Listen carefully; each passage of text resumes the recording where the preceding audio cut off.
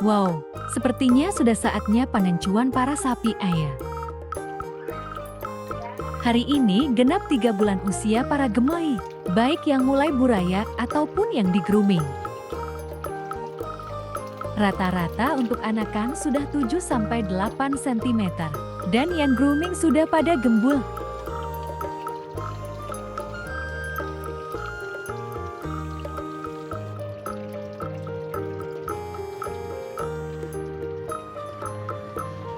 Dan sepertinya sudah saatnya masuk dunia marketing untuk jeti cuan.